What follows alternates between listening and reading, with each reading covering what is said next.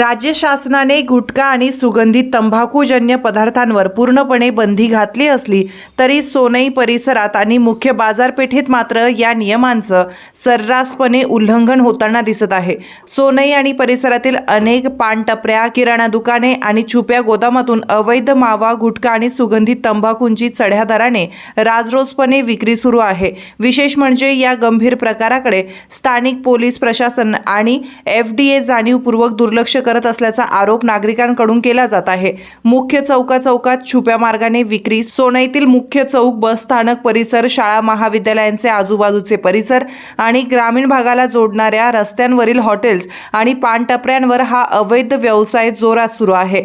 बंदी असलेला गुटखा आणि मावा ग्राहकांना सहज उपलब्ध करून दिला जातो। यासाठी काही ठराविक कोडवर्ड्सचा वापर केला जात असून ओळखीच्या ग्राहकांनाच हा माल दिला जातो। मात्र ही ओळख आता इतकी उघड झाली आहे की अगदी शाळकरी मुलांपर्यंत हा घातक मावा पोहोचत आहे।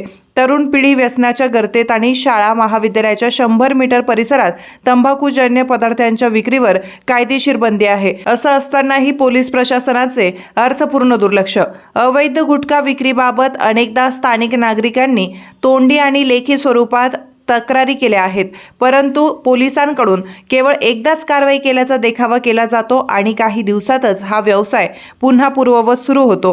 पोलिसांच्या या ढिसाळ आणि संशयास्पद भूमिकेमुळे गुटखा माफियांचं धाडस कमालीचं वाढलंय। पोलीस प्रशासनाला सर्व माहिती असूनही कारवाई का होत नाही, यात काही अर्थपूर्ण व्यवहार दडला आहे का, असा संतप्त सवाल आता नागरिक करत आहेत। उत्तर महाराष्ट्र न्यूज नेटवर्कसाठी सनी जगताप, सोनई।